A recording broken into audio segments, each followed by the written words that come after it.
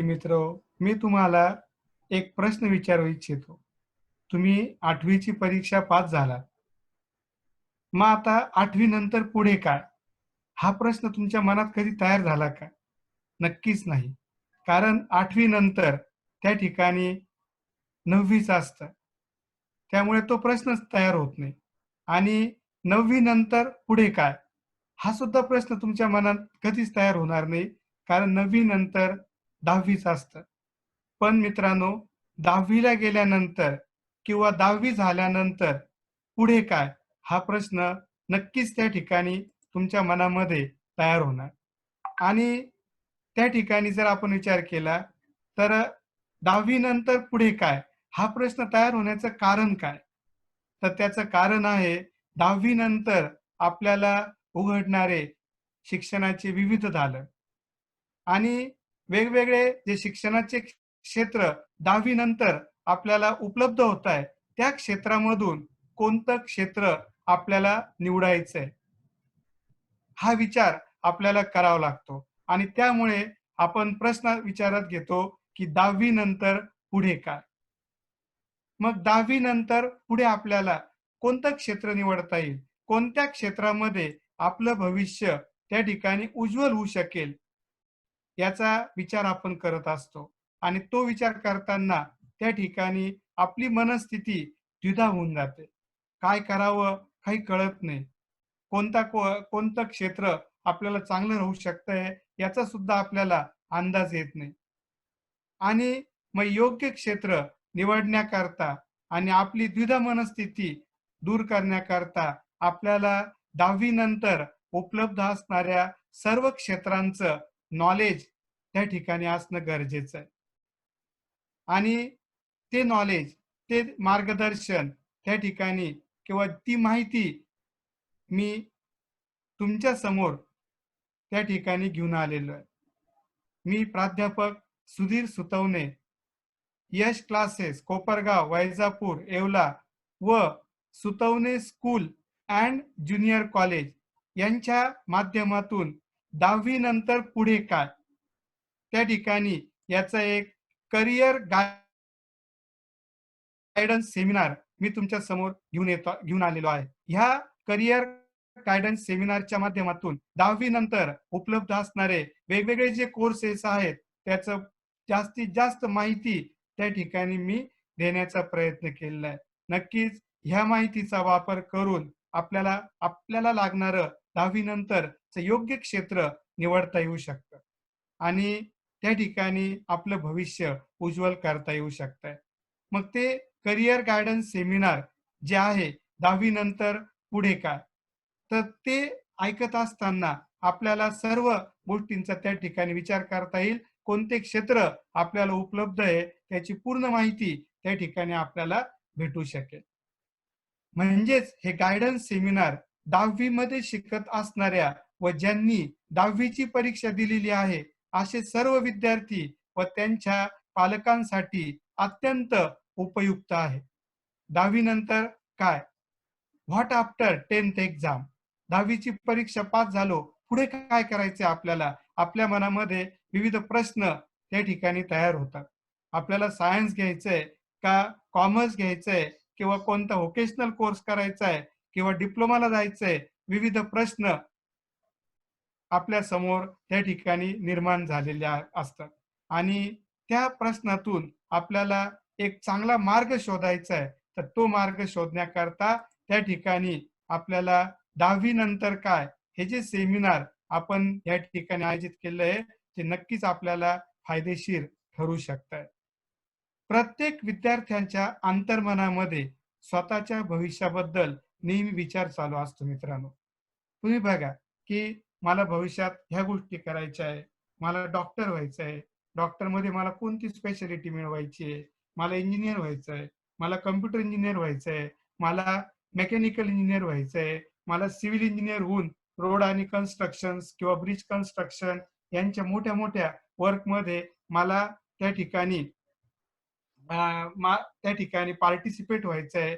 वेगवेगळे विचार आपल्या मनामध्ये त्या ठिकाणी चालू असतात आणि ते विचार चालू असताना त्या ठिकाणी जर आपण विचार केला की आपण कधी-कधी विचार करतो, मला डॉक्टर व्हायचंय, IAS ऑफिसर व्हायचंय, मला कलेक्टर व्हायचंय, मला मोठ्या पोस्टचा पोलीस अधिकारी त्या ठिकाणी व्हायचंय किंवा मला एक चांगला इंजिनियर व्हायचा असेल किंवा मला एक IPS अधिकारी व्हायचंय. वेगवेगळ्या प्रकारचे पायलट व्हायचं असेल कोणाला किंवा कोणाला कमांडर व्हायचंय, मिलिटरीमध्ये, एअर फोर्समध्ये दाखल व्हायचंय. वेगवेगळे विचार आपण आपल्या अंतर्मनामध्ये नेहमी करत असतो. आणि ते विचार करताना आपल्याला थोडं थांबावं लागेल. मला काय व्हायचंय? त्याच्या ऐवजी सुरुवातीला आपल्याला स्वतःबद्दल थोडा विचार करावा लागेल. आणि जर तो विचार आपण केला, तर नक्कीच आपल्याला जे व्हायचं आहे, त्याचा विचार अजून चांगल्या प्रकारे करता येऊ शकतोय. ना म्हणजे करिअर बद्दल बोलताना सर्वात पहिलं आपल्याला स्वतःबद्दल विचार करणं गरजेचं आहे. आता स्वतःबद्दल विचार करणं गरजेचं आहे. म्हणजे नेमकं का स्वतःबद्दल आपल्याला हा विचार करायचा आहे? कारण प्रत्येक व्यक्ती हा वेगवेगळा असतो. प्रत्येक व्यक्तीच्या आवडी वेगळ्या असतात. प्रत्येक व्यक्तीच्या नाआवडी ज्या असेल, न आवडणाऱ्या गोष्टी वेगळ्या राहू शकतात. प्रत्येक पर्सन टू पर्सन इंटरेस्ट वेगळे राहू शकतात. प्रत्येक व्यक्तीची गुणवत्ता, त्याची क्वालिटी वेगळी राहू शकते. कोणाला एखादा सब्जेक्ट आवडेल, कोणाला नाही आवडणार. कोणाला एखाद्या गोष्टीमध्ये इंटरेस्ट असेल, कोणाला ती गोष्ट बिलकुल नाही आवडणार. कुणी एकदा वाचलं तर लगेच पाठ होऊन जात असेल. एखाद्याचं बऱ्याच वेळेस वाचल्यानंतर पाठ होत असेल. म्हणजे प्रत्येकाची गुणवत्ता वेगवेगळी असते. एखाद्याचं लवकर पाठ होत असेल, पण लवकर विसरत पण असेल. एखाद्याला पाठ करण्याकरता उशीर लागत असेल, पण ते पाठ केलेलं तो लवकर विसरत नसेल. प्रत्येकाची गुणवत्ता वेगळी राहू शकते. प्रत्येकाचं कौशल्य वेगळं राहू शकतंय. प्रत्येकाच्या हॅबिट, प्रत्येकाच्या सवयी त्या ठिकाणी वेगळ्या राहू शकताय. प्रत्येकाचे छंद वेगळे राहू शकतात. आणि या सगळ्या गोष्टींचा आपल्याला विचार करणं गरजेचं आहे. प्रत्येकाचं फॅमिली बॅकग्राऊंड सुद्धा वेगळं राहू शकतं. उदाहरणार्थ एखाद्या फॅमिलीमध्ये बरेचसे मेंबर डॉक्टर्स आहे. मग नक्कीच आपलं भविष्य घडवताना त्या गोष्टीचा इम्पॅक्ट आपल्यावर होत असतो. बऱ्याचशा डॉक्टर जर फॅमिली बॅकग्राऊंड असेल, तर नक्कीच त्या क्षेत्राबद्दलची भरपूरशी माहिती आपल्या रेडीमेड स्वरूपात उपलब्ध होते. भरपूरसं इन्फ्रास्ट्रक्चर सुद्धा आपल्याला आपला व्यवसाय चालू करताना रेडीमेड स्वरूपात उपलब्ध होऊ शकतंय. याचा सुद्धा विचार करणं गरजेचं आहे, की एखादा विद्यार्थी सिव्हिल इंजिनियर त्याच्या घरी सिव्हिल इंजिनिअरिंगचं कॉन्ट्रॅक्टरशिपचं काम आहे. मग ते त्याचं फॅमिली बॅकग्राऊंड झालं. ते फॅमिली बॅकग्राऊंड त्याला सिव्हिल इंजिनिअरची माहिती लवकर उपलब्ध करून देऊ शकतंय आणि डेव्हलपमेंट करता एक बॅकग्राऊंड तयार करण्याचं काम करू शकतं. त्याच प्रकारे जर आपण विचार केला तर लिव्हिंग रिजन आपण कोणत्या क्षेत्रामध्ये राहतोय आणि त्या क्षेत्रामध्ये कोणत्या गोष्टीची आवश्यकता आहे, त्या सुद्धा गोष्टी आपल्या करिअरवर इफेक्ट करू शकतात. याचा सुद्धा विचार करणं गरजेचं आहे. आणि अशा बऱ्याचशा गोष्टी आहेत, की ज्या आपल्याला त्या ठिकाणी विचार करावा लागेल. आपल्या स्वतःबद्दल विचार करताना ह्या सर्व गोष्टींचा विचार करणं आपल्याला गरजेचं असणार आहे. मग त्या ठिकाणी जर आपण विचार करतोय, व्हॉट इज करियर? नेमकं करियर म्हणजे काय? ना तर करिअर म्हणजे काय असेल, तर आपण त्याचा एक योग्य त्या ठिकाणी व्याख्या जर तयार करायची म्हटली, तर उपलब्ध असणाऱ्या संधींचा योग्य वेळेत लक्षात घ्या, आपल्याला अपॉर्च्युनिटीज भेटतात. त्या अपॉर्च्युनिटीचा आपल्याला उपयोग करून घ्यायचा आहे आणि त्या योग्य वेळेत उपयोग करणं गरजेचं आहे. योग्य गोष्ट योग्य वेळेस केली गेली पाहिजे. तशाच प्रकारे उपलब्ध असणाऱ्या संधीचा योग्य वेळेत उपयोग करून आपले उज्ज्वल भविष्य घडविणे म्हणजे करिअर. आपले उज्ज्वल भविष्य घडवण्याकरता आपण जेव्हा आलेल्या संधीचा योग्य वेळेत वापर करून त्याचा वापर करून आपण आपलं भविष्य चांगल्या प्रकारे उज्ज्वल करतोय, म्हणजे आपण आपलं करिअर घडवलं असं आपल्याला नक्कीच म्हणता येऊ शकेल. आणि त्या गोष्टी करताना त्या ठिकाणी career awareness is a process in which every person think about himself in various aspects of understanding. म्हणजे प्रत्येक पर्सन हा स्वतःबद्दल वेगवेगळ्या दृष्टिकोनातून वेगवेगळ्या समजुतीतून विचार करत असतो. जसं आपण विचार करू शकतोय, की which sector you feel comfortable. Career घडवताना मित्रांनो, कोणतं क्षेत्र आहे, की जे आपल्याला त्या ठिकाणी कम्फर्टेबल वाटतंय. उदाहरणार्थ आपण विचार केला, की आपण त्या ठिकाणी आपल्याला डॉक्टरचा बिझनेस विचारात घेतला, तर आपल्याला डॉक्टरकडे गेल्यानंतरच अनकम्फर्टेबल होतंय. एखाद्या ठिकाणी रक्त बघितल्यानंतर आपण चक्कर येत आहे. मग नक्कीच आपल्याला ते क्षेत्र तिथं कम्फर्टेबल आहे का? याचा विचार करणं गरजेचं आहे. आणि जर तो विचार आपण नाही करत आहे, तर नक्कीच आपण कुठेतरी चुकतोय. है ना? म्हणजे कोणतं क्षेत्र आपल्याला त्या ठिकाणी कम्फर्टेबल राहू शकतंय. याचा विचार आपल्याला करावा लागेल, की आपल्याला प्रत्येक वेळेस एकदम कम्फर्टेबल एसीमध्ये बसून काम करावं वाटतंय आणि आपली इच्छा आहे सिव्हिल इंजिनिअर व्हायची. तर ते क्षेत्र कम्फर्टेबल होऊ शकतं का तिथं आपल्याला? हा विचार त्या ठिकाणी करावा लागेल. कारण सिव्हिल इंजिनिअरला साइटवर जाऊन काम करावं लागतं. मग आपण त्या साइटवर जाऊन काम करण्यामध्ये कम्फर्टेबल फील करतोय का नाही? याचा पण विचार आपल्याला तिथे करावा लागेल. मग त्या which sector you like to be in for long time. कोणत्या क्षेत्रामध्ये आपण मोठ्या कालावधी करता असलो तरी आपल्याला आवडू शकतंय. आपल्याला त्यात काही अडचण वाटत नाहीये. तो पण विचार करणं गरजेचं असेल. Which sector you can explore your skill more easily. कोणत्या क्षेत्रामध्ये आपण आपलं कौशल्य चांगल्या प्रकारे दाखवू शकतोय, एक्सप्लोर करू शकतोय. आपलं क्षेत्र, आपलं जे कौशल्य आहे ते एक्सपोज करू शकतोय, ते सुद्धा विचार करणं गरजेचं आहे. की आपल्याला वेगवेगळ्या इलेक्ट्रॉनिकच्या वस्तू वगैरे खूप चांगल्या प्रकारे दुरुस्त करता येत आहे. प्रत्येक पार्टबद्दल आपल्याला चांगलं नॉलेज आहे. मग आपण त्या क्षेत्राला मध्ये गेलो, तर आपलं स्किल त्या ठिकाणी आपण चांगल्या प्रकारे व्यक्त करू शकतो. चांगल्या प्रकारे त्या ठिकाणी आपण त्या क्षेत्रामध्ये आपलं स्किल चांगल्या प्रकारे एक्सपोज करू शकतो. Which sector you are motivated to get new information. कोणत्या क्षेत्रातली माहिती मिळवणं आपल्याला आवडतंय.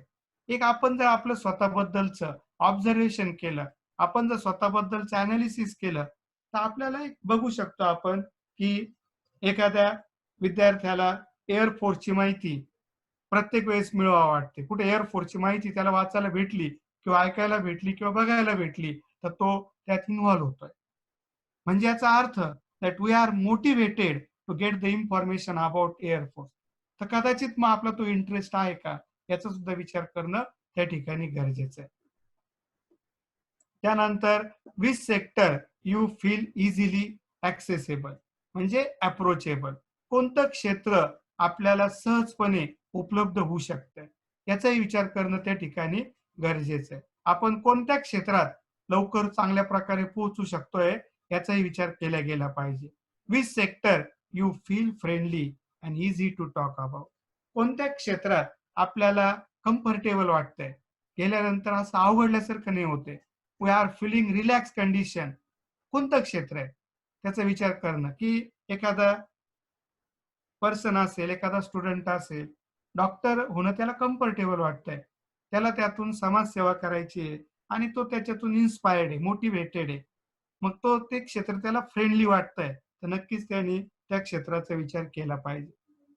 साईटवर फिरणं, मोठे-मोठे कन्स्ट्रक्शन्समध्ये त्या ठिकाणी इन्व्हॉल्व होणं, हे सुद्धा कदाचित एखाद्याला फ्रेंडली वाटू शकतंय. तर ते क्षेत्र त्याला ते क्षेत्र निवडण्याबद्दल नक्कीच त्याने विचार करायला काही हरकत नाहीये. Which sector have maximum opportunities in the market.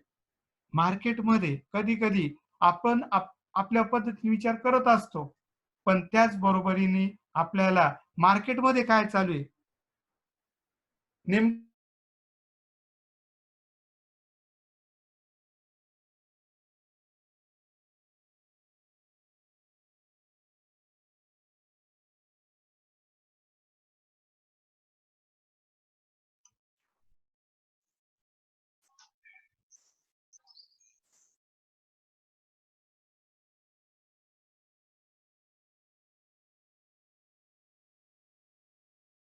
आपल्याला कमी रिस्क जाणवत आहे, कमी अडचणी त्या ठिकाणी आपल्याला वाटत आहे. याचा सुद्धा विचार त्या ठिकाणी करणं गरजेचं आहे.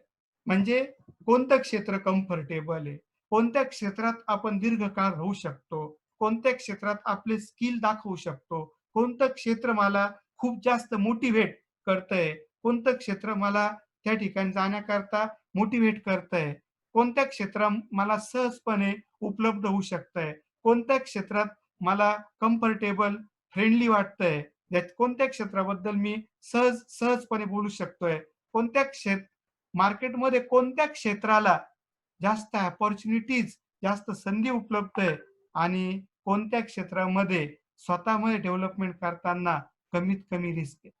ह्या सगळ्या गोष्टींचा विचार त्या ठिकाणी आपल्याला नक्कीच करावा लागेल मित्रांनो. आणि त्या ठिकाणी जर मग हा सगळा विचार करता कधी करावा लागेल? तर 9वीतून 10वीत जाताना आपण एवढा विचार करत नाही. पण 10वीतून पुढे जाताना नक्कीच आपल्याला हा विचार करावा लागेल. कारण मित्रांनो, करिअर बद्दलची खरी लढाई ही 10वी बोर्डची परीक्षा संपल्यानंतर सुरू होते. कारण त्यानं 10वीची परीक्षा झाल्यानंतर आपण जर योग्य क्षेत्र आपल्याकडून निवडलं गेलं नाही, तर नक्कीच त्याचं लाईफ लाँग आपल्याला अडचणी सहन कराव्या लागू शकतात. मित्रांनो, मी एक साधं उदाहरण त्या ठिकाणी देऊ शकतोय, की एक स्टुडंट होता आणि लेडीज गर्ल गर्ल म्हणजे गर्ल स्टुडंट होते आणि त्या स्टुडंटला कोर्स करायचा होता फॅशन डिझायनिंगचा. म्हणजे त्यांचा इंटरेस्ट होता कशा पद्धतीने वेगवेगळ्या प्रकारचे कपडे, जे ड्रेस मटेरियल वगैरे शिवता येते. पण मग त्यांनी चुकीच्या पद्धतीने माहिती मिळवली आणि त्यांना असं वाटलं टेक्सटाईल इंजिनिअरिंग म्हणजे हा फॅशन डिझाईनचाच पार्ट आहे आणि त्यांनी तो कोर्स निवडला. आणि ज्यावेळेस मग ही माहिती, चुकीची माहिती वरच्या बेसवर कोर्स निवडला गेला, तर नक्कीच त्या गोष्टीचं मोठं नुकसान त्या स्टुडंटला सहन करावं लागलं. मग आपल्या बाबतीत नक्कीच असं नको व्हायला. जे एक करायचंय आणि आपण ते करताना चुकीच्या मार्गाकडे जातोय. समजतो एक आहे आणि करतो एक आहे, असं नक्कीच नको व्हायला. मग ही जी लढाई आपल्याला लढायची आहे, करिअर घडवण्याची. कुणी म्हणेल, की "अरे आता काय? आता तर माझं 10वी झालं." पण मित्रांनो, करिअरची खरी लढाई ही 10वीची बोर्ड परीक्षा झाल्यानंतरच सुरू होते. मग त्या परीक्षेनंतर काय? 10वीची परीक्षा झाल्यानंतर काय करायचंय? कोणतं क्षेत्र त्या ठिकाणी आपल्याला निवडायचंय? याचा महत्त्वाचा विचार करणं गरजेचं आहे. मग करिअर निवडताना कोणत्या गोष्टीचा विचार त्या ठिकाणी केला गेला पाहिजे? तर साधारण करिअर कसे निवडले जाते? कोणता बेस त्याच्याकरता असेल? तर त्याकरता आपल्याला करिअर निवडण्यापूर्वी प्रत्येक विद्यार्थ्याने स्वतःबद्दल थोडं विश्लेषण केलं पाहिजे आणि स्वतःबद्दलच्या विश्लेषणला म्हणतात सेल्फ ॲनालिसिस, की स्वतःला ओळखणे. आपण दुसऱ्याला ओळखण्यात आयुष्य घालवतो. पण ह्या ठिकाणी आपल्याला स्वतःला ओळखण्याची गरज आहे. मग स्वतःला स कसं ओळखायचं? मी तर नेहमी स्वतःला ओळखलेलंच आहे, असं कोणी म्हणणार. पण मी नक्कीच सांगेन मित्रांनो, स्वतःला ओळखणं, स्वतःचं सेल्फ ॲनालिसिस करणं महत्त्वाचं आहे आणि ते कोणत्या गोष्टींच्या बेसवर केलं गेलं पाहिजे, तर ते ॲनालिसिस आपल्यामध्ये स्ट्रेंथ कोणत्या आहे? आपल्यामध्ये असणारे वीक पॉइंट्स काय? आपल्याला ज्या संधी उपलब्ध होणार आहे, त्या आपण कशा वापरतोय? आपल्याला आपल्या प्रोग्रेसमध्ये धोके कोणते? ह्या 4 गोष्टींच्या बेसवर आपण स्वतःचं ॲनालिसिस केलं पाहिजे आणि त्याला आपण शॉर्टमध्ये स्वॅट ॲनालिसिस हे नाव देतोय. S stands for strength, W stands for weakness, O stands for opportunities and T stands for threats. मग आता त्या ठिकाणी प्रत्येक विद्यार्थी या सेल्फ ॲनालिसिसच्या प्रोसेसमधून गेलाच पाहिजे. स्वतःचं विश्लेषण, स्वतःचं त्या ठिकाणी अंतर्मनाचा एक शांत मनाने विचार केला, की नेमकं माझं काय? मी काय करतोय? माझ्यात कोणते स्ट्रेंथ पॉइंट आहे? माझे वीक पॉइंट्स कोणते? मी कोणत्या पॉइंट्समुळे माझं नुकसान होतंय? कोणत्या पॉइंट्समुळे माझा फायदा होतोय? हे सेल्फ ॲनालिसिस प्रत्येक विद्यार्थ्यांनी केलं पाहिजे. आणि ते सेल्फ अनालिसिस करताना पहिला मुद्दा त्याने विचारात घेतला पाहिजे की स्ट्रेंथ, त्याच्यामध्ये कोणती स्ट्रेंथ आहे, कोणते स्ट्रेंथ पॉइंट्स आहे. Every student should focus on the strength present in himself. मग ते स्ट्रेंथ पॉइंट कोणते? जसं एखादा विद्यार्थ्याचा एखादा सब्जेक्ट खूप परफेक्ट असतो, उदाहरणार्थ मॅथ. मॅथ म्हटलं की किती प्रॉब्लेम द्या तो सॉल्व्ह करायला तयार असतो. ही झाली त्याची strength. Strength in certain academic area. एखाद्या सब्जेक्टमध्ये चांगली स्ट्रेंथ आहे, एखाद्या फील्डमध्ये चांगली स्ट्रेंथ आहे, किंवा एखाद्या कमांड, त्या ठिकाणी आपल्याला काय म्हणता येईल की कमांड असेल एखाद्या सब्जेक्टमध्ये, तर तो तुमचा ताकदीचा पॉइंट आहे, तो तुमचा स्ट्रॉंग पॉइंट आहे. तुम्ही चांगल्या प्रकारे कम्युनिकेशन स्किल, समोरच्या बरोबर चांगल्या प्रकारे संवाद साधू शकता, तर तो सुद्धा तुमचा एक स्ट्रेंथचा पॉइंट आहे. कारण बरेचसे विद्यार्थी असतात की त्यांचं नॉलेज खूप असतं, पण ज्यावेळेस समोरच्याशी त्यांना संवाद साधायचा आहे त्यावेळेस ते त्या ठिकाणी डिप्रेस होऊन जातात, अस्वस्थ होऊन जातात. त्यांना त्यांचं जे मत आहे ते योग्य प्रकारे एक्सप्रेस करता येत नाही आणि त्या गोष्टीचा निगेटिव्ह इम्पॅक्ट नक्कीच समोरच्या व्यक्तींवर पडू शकतो. आणि तो जर इम्पॅक्ट पडू द्यायचा नसेल, तर नक्कीच आपलं कम्युनिकेशन स्किल हा त्यामध्ये पॉझिटिव्ह पॉइंट राहू शकतं. आपण जर एकदम सहजपणे लोकांमध्ये मिसळतोय, कोणाबरोबर पण सहजपणे संवाद साधू शकतोय, कोणाशी बोलताना आपलं मत आपण समोरच्याला खूप सहजपणे पटवून देतोय, तर नक्कीच तो आपला एक चांगला पॉझिटिव्ह पॉइंट आहे. Are you ready to learn new things? नवीन गोष्टी शिकण्याकरता आपण त्या ठिकाणी तयार आहोत का? हा विचार त्या ठिकाणी करणं गरजेचं आहे. बरेचसे विद्यार्थी असतात की त्यांना कोणती नवीन गोष्ट सांगितली की जीवावर येतं. नकोच वाटतं प्रत्येक गोष्टीमध्ये. ते काय बघतात की मी एवढं काम नाही करणार, मला जीवावर येतं, मीच का करायचं, प्रत्येक गोष्ट मीच का करायची.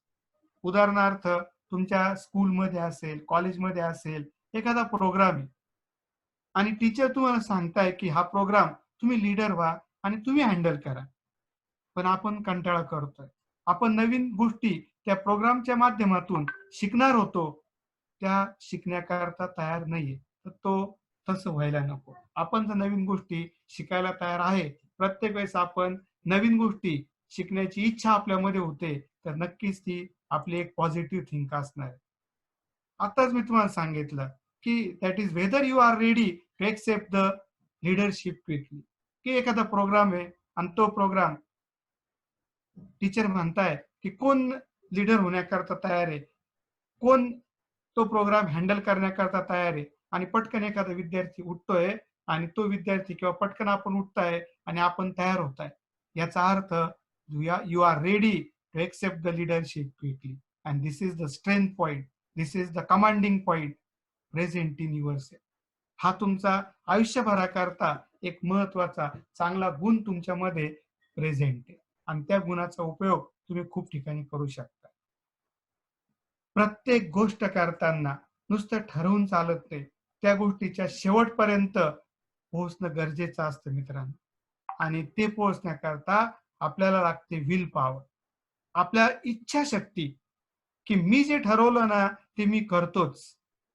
मी जे ठरवल ते 100% करणार. मी कोणत्याच गोष्टीपासून मागे हटवत नाही एकदा ठरवल्यानंतर. ही झाली आपली इच्छाशक्ती, की मला ही गोष्ट करायची. मला 10वी मध्ये 90% मार्क मिळवायचे. मला 10वी नंतर 11वी-12वी करून चांगल्या सीईटी मध्ये, नीट मध्ये चांगले मार्क पाडून चांगल्या मेडिकल इंजिनिअरिंग कॉलेजला जायचंय आणि मी त्याकरता कोणत्याही हार्डवर्क करण्याकरता तयार आहे. एवढी इच्छाशक्ती जर आपल्यामध्ये आहे, तर नक्कीच हा सुद्धा आपल्यामध्ये असणारा एक पॉझिटिव्ह पॉइंट आहे. त्याचा सुद्धा तुम्हाला फ्युचर करता खूप चांगल्या प्रकारे उपयोग होऊ शकतो मित्रांनो. मग त्या ठिकाणी the student should focus on their strength to develop the bright future. जर हे सगळे गुण तुमच्यामध्ये उपलब्ध आहे, तर नक्कीच ह्या गुणांचा वापर करून तुमचं उज्ज्वल भविष्य त्या ठिकाणी तुम्ही घडवू शकता मित्रांनो. हे जे कमांडिंग पॉइंट्स तुमच्यामध्ये प्रेझेंट आहे, की तुम्ही काही ठराविक सब्जेक्टमध्ये चांगली स्ट्रेंथ मिळवताय, तुमचं कम्युनिकेशन स्किल चांगलं आहे, नवीन गोष्टी शिकण्याकरता तुम्ही नेहमी रेडी आहात, लीडरशिप पटकन एक्सेप्ट करताय आणि तुमच्यातली विल पॉवर, इच्छाशक्ती सुद्धा खूप स्ट्रॉंग आहे. तर ह्या सगळ्या गुणांच्या बेसवर तुमचं उज्ज्वल भविष्य घडवण्यापासून तुम्हाला कोणीही थांबवू शकत नाही मित्रांनो. हा झाला स्वॅट अनालिसिस मधला पहिला part. That is the strength which is present in your self. कोणते कमांडिंग पॉइंट तुमच्यामध्ये प्रेझेंट. आता आपण स्वॅट अनालिसिसच्या दुसऱ्या मुद्द्याकडे जाऊ आणि त्या मुद्द्यामार्फत सुद्धा आपलं सेल्फ अनालिसिस त्या ठिकाणी करू. मग तो मुद्दा कोणता आहे? तर वीक पॉइंट्स. कमजोरी कोणती आहे? आपण म्हणतो ना, ही तर माझी कमजोरी आहे. तर ही जी कमजोरी आहे, कोणते वीक पॉइंट्स आहे? की मोबाईल माझी कमजोरी आहे, मोटरसायकल माझी कमजोरी आहे, फ्रेंड सर्कल माझी कमजोरी आहे. हे जे पॉइंट्स आहे, हे कोणते? आणि खरोखर ते वीक पॉइंट तुम्हाला तुमचं ब्राईट फ्युचर, उज्ज्वल भविष्य घडवण्यापासून थांबवत तर नाही ना? हा विचार त्या ठिकाणी तुम्हाला करणं गरजेचं आहे. मग ते पॉइंट्स कोणते? विकनेस म्हणजे शरीराचा अशक्तपणा नाही मित्रांनो. आपल्यामध्ये असणारे निगेटिव्ह गुण, आपल्यामध्ये असणारी नकारात्मक ऊर्जा म्हणजे आपला विकनेस झाला. आणि ती नकारात्मक ऊर्जा कोणती? जशी आपण पहिले सकारात्मक ऊर्जा बघितली, जी आपल्याला ब्राईट फ्युचर घडवण्याच्या दिशेने नेऊ शकते, तशीच आपल्यामध्ये नकारात्मक ऊर्जा आपल्याला ब्राईट फ्युचर घडवण्यापासून थांबवू शकते मित्रांनो. मग त्याचा सुद्धा सेल्फ अनालिसिस करताना विचार करणं नक्कीच गरजेचं आहे. मग ते पॉइंट्स कोणते? Every student should focus on weak point present in himself. स्वतःमध्ये असणारे वीक पॉइंट कोणते त्याचा विचार त्या विद्यार्थ्यांनी प्रत्येक वेळेस केला पाहिजे मित्रांनो. मग lower aptitude in certain academic area. काही सब्जेक्ट आपले वीक आहेत का? आपण काही सब्जेक्टच्या बाबतीत मागे राहतोय का? आणि ते मागे राहत असेल तर आपल्याला लगेच विचार करणं गरजेचं आहे की त्या सब्जेक्टवर कमांड येण्याकरता, त्या सब्जेक्टमध्ये सकारात्मकता येण्याकरता आपल्याला काय करावं लागेल. मित्रांनो, जर आपल्यातले नकारात्मक गुण आपल्याला कळाले तरच आपण त्यांना सकारात्मक गुणांमध्ये रूपांतर करू शकतो. पण जर आपण त्या ठिकाणी आपल्या वीक पॉइंट्स कडे दुर्लक्ष करतोय आणि त्या आंधळ्याचं सोंग घेऊन त्या नकारात्मक विचारांना आपण टाळतोय, तर नक्कीच ते आपल्याला अडचणीचे ठरू शकतात. म्हणून न टाळता you accept your weak point and try to convert them into strong point. त्यांना स्ट्रॉंग पॉइंट मध्ये कन्व्हर्ट करण्याचा प्रयत्न करा. आपल्याला सेल्फ इम्प्रुव्हमेंट म्हणजे स्वतःची जी प्रगती होतीये, स्वतःमध्ये ज्या सुधारणा घडून आणायच्या आहेत, त्याच्यात आपण कमजोर आहे का? आपल्याला नकारात्मकता आहे का? उदाहरणार्थ, चांगलं राहणं नक्कीच चांगलं आहे. चांगलं राहिलं, चांगल्या पद्धतीने आपण आपले कपडे घातले, चांगल्या पद्धतीने आपण समोरच्या समोर आपण प्रेझेंट झालो, नक्कीच एक सकारात्मक ऊर्जा आपल्यापासून समोरच्याकडे जाते. पण जर आपण त्या इम्प्रुव्हमेंट मध्ये कंटाळा करतोय, बरेचसे स्टुडंट असतात की त्यांना सांगितलं की नाही आपण व्यवस्थित राहायला पाहिजे, समाजामध्ये जाताना आपण चांगल्या पद्धतीने समोरच्याला प्रेझेंट झालो पाहिजे, पण ते नको म्हणतात. त्यांना सेल्फ इम्प्रुव्हमेंट मध्ये कंटाळा येतो. मग ते आपला वीक पॉइंट आहे. तो वीक पॉइंट दूर करणं आपल्याला नक्कीच गरजेचं आहे. शिकण्याच्या चुकीच्या पद्धती इथं आपण जात नाही. वेगवेगळ्या पद्धती असतात की ज्या चुकीच्या पद्धतीने आपण गेलो तर नक्कीच आपण खूप मागे येऊन जाऊ शकतो. मग त्या सुद्धा आपल्याला त्याच्यावर पण फोकस करणं गरजेचं आहे. आपल्याबद्दल आत्मविश्वासाची गरज ही प्रगती करता खूप महत्वाची. मित्रांनो, हुशार असून चालत नाही. प्रत्येक गोष्ट व्यक्त करण्याकरता आपल्यामध्ये आत्मविश्वास पण पाहिजे. अभ्यास वर्षभर केला आणि आत्मविश्वास नसल्यामुळं पेपरला गेल्यानंतर मला काही लिहिता येणार नाही, एक हा विचार ज्या क्षणाला आपल्या मनात आला, समजून घ्या मित्रांनो, 25 ते 30% लॉस आपला तिथेच झाला. म्हणून आपल्यामध्ये निगेटिव्ह विचार नको यायला. आपल्यामध्ये आत्मविश्वास पाहिजे, की मी अभ्यास केलेला आहे वर्षभर आणि मला तो एक्सप्रेस करता येणारच. मला तो पेपरमध्ये चांगल्या प्रकारे व्यक्त करता येणारच. मला तो चांगल्या प्रकारे लिहिता येणारच. हा सेल्फ कॉन्फिडन्स आपल्यामध्ये पाहिजे. आणि ज्यांच्यामध्ये हा सेल्फ कॉन्फिडन्स असतो मित्रांनो, खूप साऱ्या गोष्टी ते लवकर शिकतात. ज्यांच्यामध्ये सेल्फ कॉन्फिडन्स नसतो, त्यांना प्रत्येक गोष्ट शिकण्याकरता खूप झगडावं लागतं. खूप त्रास घ्यावा लागतो आणि मग ते कंटाळून जातात. पण ज्यांच्यामध्ये आत्मविश्वास असतो, ते त्या गोष्टी लवकर शिकतात आणि आपल्याला आपल्या प्रगतीचा मार्ग ते मोकळा करू शकतात. मग आपल्यामध्ये सेल्फ कॉन्फिडन्सची कमतरता तर नाहीये. सेल्फ कॉन्फिडन्स नसणं हा आपला वीक पॉइंट. जर तो असेल तर त्या ठिकाणी त्याला दुरुस्त करा आणि त्याला लॅक ऑफ सेल्फ कॉन्फिडन्स च्या ऐवजी त्या ठिकाणी मॅक्झिमम सेल्फ कॉन्फिडन्स मध्ये कन्व्हर्ट करा मित्रांनो. Addicted to social media. बघा मित्रांनो, आजकाल आपण म्हणतो ना, आपण पहिला एक पॉइंट त्या ठिकाणी की weak point addicted to social media. खूप जण असतात की जे ऍडिक्ट झाले असतात, की आपण ऐकलेले दारूचं व्यसन असतं, गांजा, चरस, हे जे नशा मादक पदार्थ आपण म्हणतो, यांचं व्यसन असतं. मोबाईलचं व्यसन नक्कीच मित्रांनो, बाकीच्या व्यसनांपेक्षा सुद्धा खूप त्रासदायक ठरणारं, पर्टिक्युलर आपल्या एज्युकेशनल प्रोग्रेस करता खूप त्रासदायक ठरणारं एक सगळ्यात वाईट व्यसन आहे आणि ते म्हणजे अनलिमिटेड यूज ऑफ मोबाईल.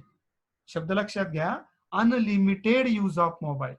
मोबाईलचा अति वापर, वापर नाही, अति वापर.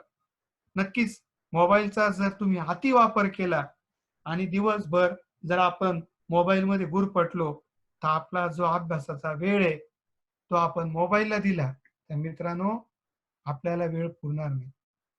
वेळ पुरला नाही, अभ्यास होणार नाही. अभ्यास झाला नाही, परीक्षा जसजशी जवळ येईल, तसं आपल्यावर जे टेन्शन असेल, ते खूप वाढत जाईल. आपल्यावरचा दबाव वाढत जाईल आणि मग आपण आपली जी चूक आहे, ती तेव्हा एक्सेप्ट करणार. अरे, मी खूप मोबाईलमध्ये वेळ घालवला. पण मित्रांनो, तेव्हा त्या ठिकाणी आपण जरी तक्रार व्यक्त केली किंवा आपल्याला सगळं समजून सुद्धा काहीच उपयोग नाहीये. कारण त्यावेळेस पश्चाताप करण्याशिवाय आपल्याकडे काहीच नसेल. आणि म्हणून मित्रांनो, याच्यात पण आपल्याला सावध व्हायचं आहे आणि अति वापर टाळायचा आहे. योग्य वेळेस, योग्य कारणाकरता मोबाईलचा वापर कधीही चांगला. पण चुकीच्या वेळेस, चुकीच्या कारणाकरता मोबाईलचा वापर हा घातक आहे. आणि एज्युकेशनल प्रोग्रेस करता तर अति घातक आहे. मग तो जर आपला वीक पॉइंट होत असेल, तर पटकन त्याच्यामध्ये बदल करून चेंजेस नक्कीच करायचे मित्रांनो. आणि त्या ठिकाणी स्टुडंट शुड नोटीस, प्रत्येक विद्यार्थ्यांनी आपल्या लक्षात आणणं गरजेचं आहे. Their weak point and try to remove. प्रत्येक विद्यार्थ्याने आपल्यातले नकारात्मक ऊर्जा काढून त्या ऊर्जेला सकारात्मक ऊर्जेमध्ये बदलवणं गरजेचं आहे. आणि मग पुढचं आहे स्वॉट अनालिसिस मध्ये पुढचा मुद्दा आपण घेतोय, जो आपल्याला सेल्फ अनालिसिस करताना आपल्याला महत्वाचा आहे. विद्यार्थी मित्रांनो, त्या ठिकाणी आयुष्यामध्ये संधी खूप जणांना येतात. मी तर म्हणेल की प्रत्येक जण देव मानेल नाही मानणार, पण आपण एक विचार करू की देव प्रत्येकाला असंख्य संधी देतो. पण असे किती जण असतात की जे ते त्या संधीचं सोनं करतात. मग आपल्याला हा विचार करणं सुद्धा गरजेचं आहे की करिअर घडवताना आपल्याला ज्या संधी भेटतायत, आपण त्या संधींचा योग्य प्रकारे वापर करतोय का नाही करत आहे, हे सुद्धा महत्वाचं आहे. The opportunities we are getting, they should be converted into product, fruitful product, and that is the important theme behind the SWOT analysis. मग ती every student should focus and on opportunities which are open to him. ज्या ज्या संधी त्याला भेटताय, त्या संधी त्याला मिळवणं, त्या संधी वापरणं गरजेचं असतं. मी आता नाही, नंतर, आता नाही, नंतर काही काम सांगितलं, नंतर काही एखादं लीडरशिप हँडल, नंतर. मित्रांनो, ह्या संधी पुन्हा पुन्हा भेटत नाही. आणि त्या संधींचा जर तुम्ही योग्य वेळेत योग्य वापर नाही केला, तर आपण आपलं करिअर घडवू शकत नाही. कारण करिअर म्हणजेच काय? उपलब्ध असणाऱ्या संधींचा योग्य वेळेत वापर करून आपलं उज्ज्वल भविष्य घडवणं म्हणजेच करिअर. म्हणजेच करिअर घडवताना अपॉर्च्युनिटीज हे इम्पॉर्टंट रोल. मग त्या opportunity act as a step in the path of success. आपल्या उज्ज्वल भविष्याचा जो जिना आहे, तर प्रत्येक संधी ही त्याची एक पायरी आहे मित्रांनो. आणि जर आपल्याला तो जिना चढायचा असेल, तर प्रत्येक पायरी चढून जाणं गरजेचं आहे. आणि संधी ही त्या ठिकाणी it is the path of step in the path of success. Take the maximum advantage of each opportunity. आपण मराठीमध्ये म्हणतो ना, प्रत्येक संधीचं सोनं करण्याची धमक आपल्यामध्ये पाहिजे मित्रांनो. आणि जर ती धमक आपल्यामध्ये असेल, आपण जर प्रत्येक संधीचं सोनं करतोय, तर उज्ज्वल भविष्य घडवण्यापासून आपल्याला कोणी रोखू शकत नाही. उज्ज्वल भविष्य हे त्यांचंच घडू शकतंय, जे आलेल्या संधीचा पुरेपूर फायदा घेतात. आणि त्या ठिकाणी opportunities motivate us to achieve the greater success. की समजा एखादा विद्यार्थी आहे, चांगल्या परीक्षा देऊन तो चांगला सक्सेस मिळवतोय, तहसीलदार होतोय. परीक्षा त्याला जे काही त्याला परीक्षा आल्या, तहसीलदारच्या परीक्षेकरता तो बसला. त्याला ती तहसीलदारची परीक्षा म्हणजे एक संधी होती मित्रांनो.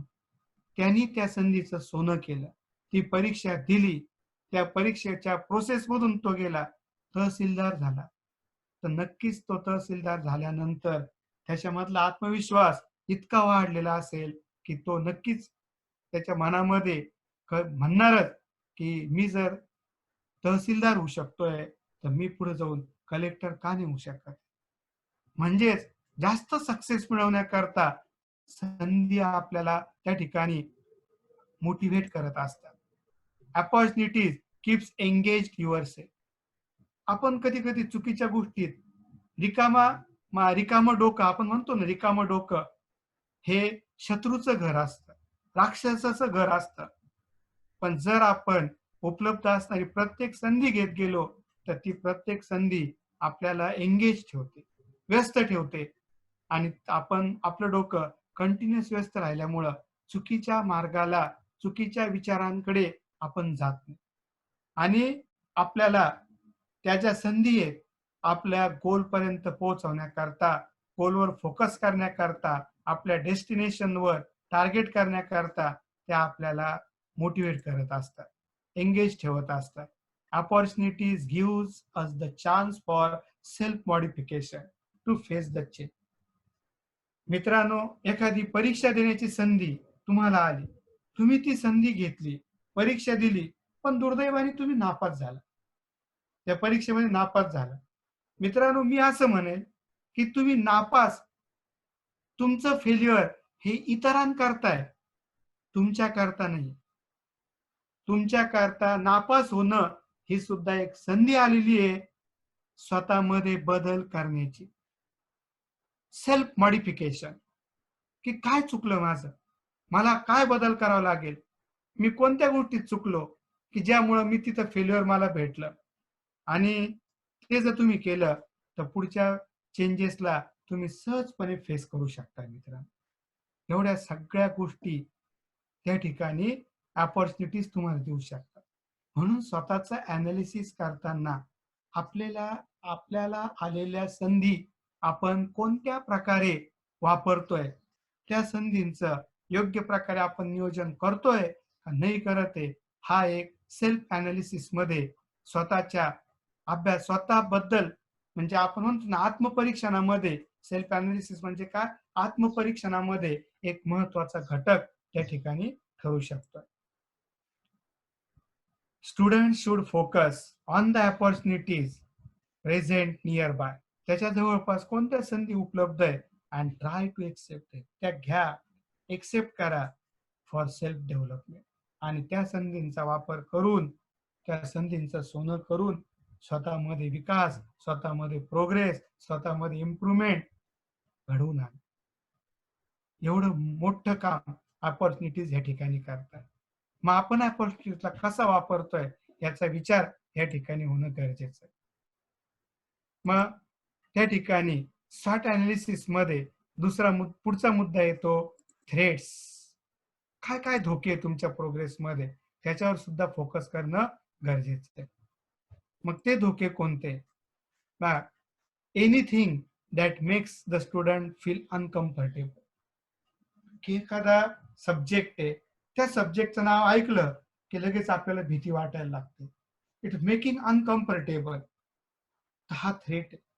आपल्याला प्रयत्न करून त्या विषयाबद्दल वाटणारी भीती आपल्याला दूर करावं लागेल मित्रांनो. तो थ्रेट आपल्याला ओळखावा लागेल आणि त्याची भीती आपल्याला दूर करणं गरजेचं असेल. कोणत्या गोष्टी बद्दल आपण जास्त सेन्सिटिव्ह? मला मोबाईल नाही घेतला तर मी अभ्यासच नाही करणार. काय गरज एवढ्या सेन्सिटिव्ह राहण्याची? म्हणजे मोबाईल महत्वाचा आहे का आपलं करिअर महत्वाचं आहे? मोबाईलमुळे आपण डिस्टर्ब होणं योग्य आहे का? मग हा थ्रेट तर नाही, ही भीती तर नाही जी तुमची प्रोग्रेस थांबवू शकते. एखाद्या मित्रामध्ये आपण बसतो, चर्चा चालू असते, मग आपण विनाकारण कोणत्या तरी गोष्टीवरून विनाकारण सेन्सिटिव्ह होऊन जातो आणि मित्रांशी भांडतो. मग त्या गोष्टीतून आपल्याला अनकम्फर्टेबल जाणवतं. मग तर ती नको व्हायला. तो थ्रेट आहे. थ्रेटनेस इन रॉंग फ्रेंड सर्कल. मित्रांनो, चांगलं मित्रमंडळ आपलं आयुष्य घडवू शकतं, तर चुकीचं मित्रमंडळ, चुकीचं फ्रेंड सर्कल आपल्याला आयुष्यातून उठवू सुद्धा शकतं. चुकीचं फ्रेंड सर्कल आपलं आयुष्य उद्ध्वस्त करू शकतो मित्रांनो. मग आपण चुकीच्या मित्रांमध्ये तर राहत नाही ना. चुकीच्या मित्रांमध्ये राहून आपल्याला धोका तर तयार नाही ना. हा सगळा विचार त्या ठिकाणी सेल्फ अनालिसिस मध्ये करणं गरजेचं आहे. सेल्फ मोटिवेशन सुद्धा, लॅक ऑफ सेल्फ मोटिवेशन हा सुद्धा एक महत्वाचा धोका तुमच्यामध्ये आहे. तो सुद्धा तुम्ही ओळखणं गरजेचं आहे. आणि जर आपल्यामध्ये सेल्फ मोटिवेशनचं कमतरता आहे तर आपण त्याला त्या ठिकाणी पॉझिटिव्ह विचार करून सकारात्मकता वाढवणं गरजेचं आहे. Concentration on unwanted target disturbing thing. की नाही, मला 2-3 तास मित्रमंडळात गेल्याशिवाय म्हणजे गेलो नाही तर मला बोरच होत. ही अनवॉन्टेड थिंग. जा तुम्ही अर्धा तास जा, हायेस्ट 1 तास दिवसभरात जा, पण बाकीचा वेळ अभ्यासाला वापरा आणि खूप वेळ मोबाईलला देताय तुम्ही. सुद्धा unwanted thing. That is the target disturbing thing.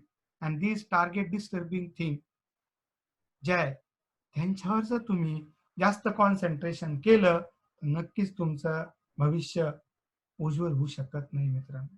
उज्ज्वल भविष्य घडवण्याकरता हे जे थ्रेट्स, हे जे धोके तुमच्या समोर आहेत, तर तुम्ही नक्कीच ते धोके त्वरित ओळखले पाहिजे आणि त्याच्यावर काय उपाय केले पाहिजे, ते धोके कसे कमी करता येतील याचा विचार तुम्ही केला पाहिजे मित्रांनो. The student should remain away from such target disturbing thing, and that is the main theme behind the threats. भविष्य घडवण्यामध्ये हे जे स्वॉट, स्ट्रेंथ, विकनेस, अपॉर्च्युनिटीज आणि थ्रेट्स या सर्व गोष्टींचा आपण जर सगळ्या गोष्टींचा सकारात्मक विचार जर केला आणि स्ट्रॉंग पॉइंट वाढवले, वीक पॉइंट कमी केले, अपॉर्च्युनिटीजचं सोनं केलं, संधी व्यवस्थित एक्सेप्ट केल्या आणि त्यांचं सोनं केलं आणि आपल्यातले जे वीक पॉइंट आहे, थ्रेट्स आहे, धोके आपल्याला टार्गेट डिस्टर्बिंग गोल्स, जे टार्गेट डिस्टर्बिंग थिंग्स त्या जर कमी केल्या तर नक्कीच आपलं उज्ज्वल भविष्य घडवण्यापासून आपल्याला कुणीही थांबवू शकत नाही. मित्रांनो, स्वॉट अनालिसिस हा एक खूप स्ट्रॉंग पॉइंट आहे. जर आपण हे आपल्या स्वतःच्या बाबतीत करू शकलो तरी सुद्धा खूप काही गोष्टी आपल्यामध्ये सकारात्मक घडू शकतात मित्रांनो. आणि त्यामुळे जर या सकारात्मक गोष्टी घडवायच्या असतील तर स्वॉट अनालिसिस, स्वतःचं स्वॉट अनालिसिस करणं गरजेचं आहे. सेल्फ आत्मपरीक्षण आणि ते ह्या 4 गोष्टींच्या बेसवर केलं गेलं पाहिजे. आणि जर आपण सकारात्मक राहू तर नक्कीच आपण आपलं करिअर चांगल्या प्रकारे घडवू शकतो. मित्रांनो, त्या ठिकाणी करिअर बद्दल विचार करताना, क्षेत्र निवडताना आपल्याला 2 गोष्टींना सारखं वेटेज द्यायचं. टार्गेट आणि इंटरेस्ट. सॉरी, टॅलेंट आणि इंटरेस्ट. आपल्यामध्ये कोणत्या गोष्टीचं टॅलेंट आहे आणि आपल्याला त्या गोष्टीत किती इंटरेस्ट आहे. दोन्ही गोष्टींना जर आपण सारखं वेटेज दिलं आणि त्याच्यानुसार जर आपण आपलं क्षेत्र निवडलं तर नक्कीच आपण चांगलं भविष्य घडवू शकतोय. Target achieving step. मित्रांनो, करिअर घडवताना आपल्याला आपल्या टार्गेट पर्यंत पोहोचायचंय तर त्याकरता आपल्याला काय केलं गेलं पाहिजे. तर त्याकरता काही स्टेप्स तुम्हाला नक्की फायदेशीर ठरू शकतात. कोणत्या त्या स्टेप्स आहे? तर पहिली स्टेप आपण विचारात घेऊ, सेट अटेनेबल शॉर्ट टर्म गोल. की मी आज एखादा चॅप्टर पूर्ण करेल. मी आज एखादं डेरिव्हेशन आहे, खूप अवघड आहे, ते मी आज पूर्णपणे चांगल्या प्रकारे समजून घेईल. उद्या टेस्ट आहे, एक चॅप्टरची टेस्ट आहे.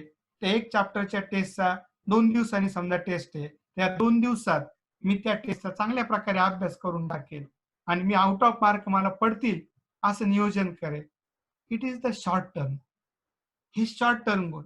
छोटे छोटे, खूप लॉंग टर्म की मी होणार डायरेक्ट डॉक्टर असं तर नाही होत मित्रांनो.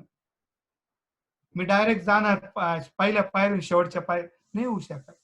स्टेप बाय स्टेपच आपल्याला जावं लागेल. आणि म्हणून set the attainable short term goal. पहिलं शॉर्ट टर्म गोल त्या ठिकाणी तुम्ही ठरवा. Then long term goal. आणि मग मी माझा पूर्ण सब्जेक्ट प्रिपेअर करेन. मी माझं PCM physics chemistry math group चांगल्या प्रकारे प्रिपेअर करेन. त्यातून मला चांगले मार्क पडले पाहिजे.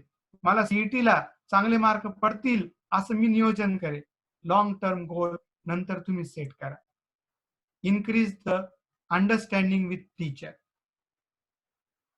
आपले जे टीचर्स आहे त्यांच्या बरोबर अंडरस्टँडिंग म्हणजे तुम्ही टीचर बरोबर कोऑपरेट राहिलं पाहिजे. टीचर जे सांगताय त्यांना तुम्ही चांगल्या प्रकारे समजून घेतलं पाहिजे. त्या गोष्टींना पॉझिटिव्ह घेऊन त्याचा आपल्याला उपयोग कसा करून घेता येईल, फायदा कसा करून घेता येईल याचा विचार त्या ठिकाणी प्रत्येक विद्यार्थ्यांनी केला पाहिजे. Increase the cooperation with teacher. बघा, बरेचसे विद्यार्थी त्यांचा बऱ्याच वेळा मी खूप भारी, मला सगळं येतं आणि मला माहिती आहे टीचरला काय येतं, ह्या टीचरपेक्षा मला जास्त येतं. विद्यार्थी मित्रांनो, आपण जेव्हा एखाद्या टीचर समोर उपलब्ध आहे किंवा आपण टीचर समोर बसलेलो आहे तेव्हा त्या टीचर बद्दल रिस्पेक्ट ठेवणं हा नॉलेज मिळवण्याचा पहिला पार्ट आहे. जर तुम्ही एखाद्या टीचर बद्दल रिस्पेक्ट ठेवत नाही आणि त्याच्या लेक्चरला तुम्ही बसताय तर नक्कीच तुम्ही त्यातून मॅक्झिमम अचीव करू शकत नाही. म्हणून टीचरला रिस्पेक्ट देणं, टीचर बद्दल कोऑपरेशन ठेवणं आणि टीचरचं आणि स्वतः तुमच्या आणि टीचर मध्ये एक समजूतदारपणा निर्माण करणं हे गरजेचं आहे. Become more responsible student. एक जबाबदार विद्यार्थी आपल्याला बनायचंय. प्रत्येक वेळेस अभ्यास कर म्हणून घरच्यांनी सांगण्याची गरज नाही मित्रांनो. आपण ठरवणं गरजेचं आहे. मला अभ्यास करायचा आहे, मला माझं करिअर घडवायचंय.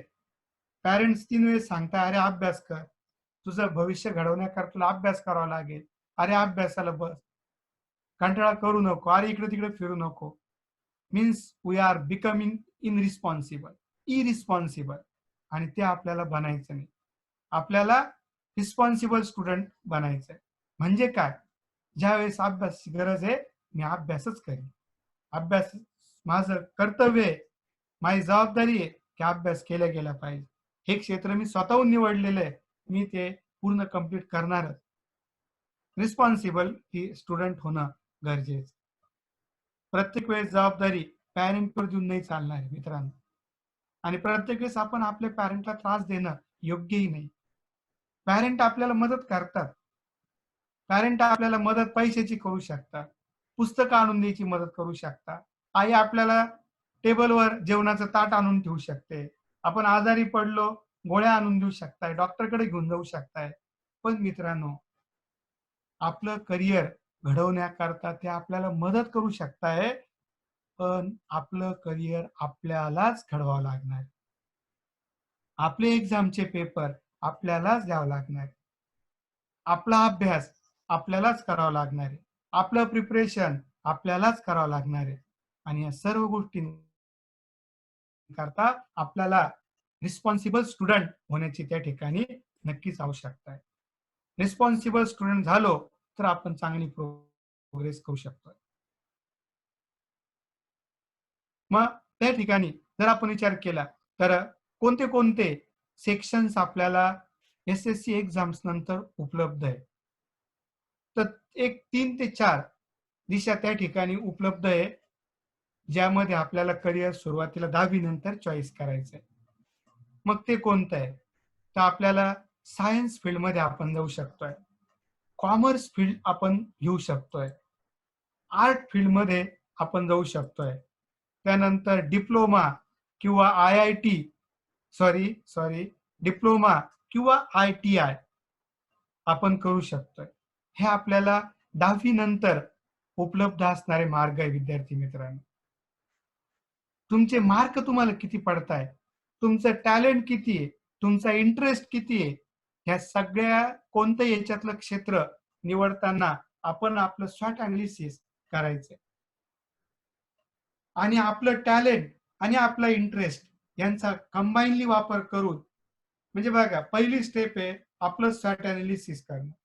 दुसरी स्टेप आहे आपल्यातलं टॅलेंट आणि आपल्यातला इंटरेस्ट याच्यातलं यांचा दोघांचं कॉम्बिनेशन करून ह्या 4 क्षेत्रांपैकी कोणतं क्षेत्र आपल्याला योग्य असू शकतं ते क्षेत्र आपल्याला निवडायचंय. मग ते सायन्स फील्ड असेल, कॉमर्स फील्ड असेल, आर्ट फील्ड असेल किंवा डिप्लोमा किंवा आय-टी-आय असेल. म्हणजे हे 4 क्षेत्र तुमच्या समोर त्या ठिकाणी उपलब्ध आहे मित्रांनो. त्यानंतर करिअर इन सायन्स फील्ड. मग समजा आपण सायन्स फील्ड मी सगळ्या क्षेत्रांची तुम्हाला माहिती देणार आहे. त्यामध्ये आपण सायन्स फील्ड पहिले विचार करतोय. तर सायन्स फील्डमध्ये काय? तर आपण 11वी 10वी नंतर कुठे जायचंय? 10वी नंतर काय? तर सायन्स फील्डमध्ये आपण 11वी सायन्सला प्रवेश घेऊ शकतोय. मग त्यामध्ये आपण पी-सी-बी ग्रुप घेऊन 11वी-12वी करू शकतोय किंवा पी-सी-एम ग्रुप घेऊन 11वी-12वी करू शकतोय. मग पी-सी-बी ग्रुप म्हणजे काय? आपल्याला फिजिक्स, केमिस्ट्री, बायोलॉजी हे मेन सब्जेक्ट असणार आहे. पी-सी-एम ग्रुप म्हणजे काय? तर आपल्याला फिजिक्स, केमिस्ट्री, मॅथ हे मेन सब्जेक्ट त्या ठिकाणी असणार आहे. ना फिजिक्स, केमिस्ट्री आणि बायोलॉजी पी-सी-बी ग्रुप आणि पी-सी-एम ग्रुप फिजिक्स, केमिस्ट्री आणि mathematics these are the main subject.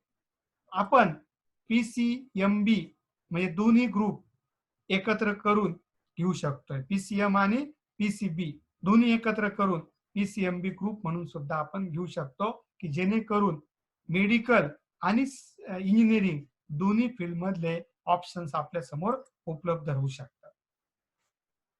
Career after 12th science with PCB group. आता 12th सायन्स 11वी केलं तुम्ही 12वी केलं पी-सी-बी ग्रुप घेऊन केलं. तर मग आता पी-सी-बी ग्रुप घेणाऱ्या फिजिक्स, केमिस्ट्री, बायोलॉजी हा ग्रुप घेणाऱ्या विद्यार्थ्यांसमोर कोणते ऑप्शन्स त्या ठिकाणी उपलब्ध आहेत?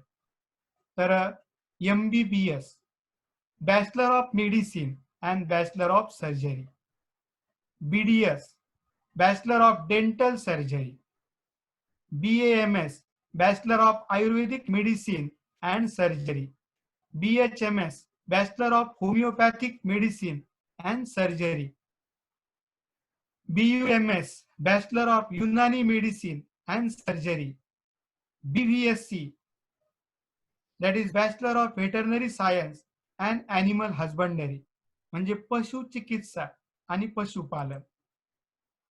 BNYS bachelor of naturopathy and yogic science आणि बॅचलर ऑफ फिजिओथेरपी. बघा, आपण आजारी पडल्यानंतर औषधं घेतो.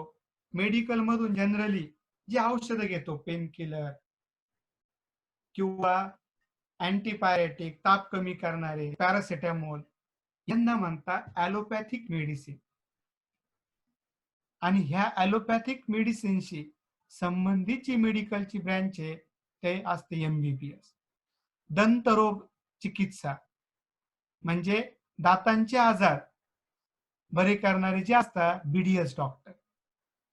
आपले जे जुने ऋषी मुनी होते, ज्यामध्ये बऱ्याच वेळेस आपण धन्वंतरी किंवा चरक संहिता हे नाव ऐकलेले असते, ज्यामध्ये वेगवेगळ्या प्रकारचे आयुर्वेदिक झाडं, वेगवेगळ्या प्रकारचे आयुर्वेदिक काढे तयार करून त्याचा उपयोग त्या ठिकाणी आजारांकरता करणं हे BMS मध्ये असतं. नंतर होमिओपॅथिक मेडिसिन, आर्सेनिक किंवा अजून काही केमिकल्स आहे की त्यांचा वापर करून त्या ठिकाणी जी ब्रँच मेडिकलची आहे त्याला म्हणतात होमिओपॅथी. नंतर युनानी मेडिसिन. युनानी मेडिसिन म्हणजे काय की जे अरब कंट्रीज आहेत, त्या अरब कंट्रीज मध्ये जी मेडिकलचे उपचार करण्याची पद्धत आहे त्याला म्हणतात युनानी मेडिसिन.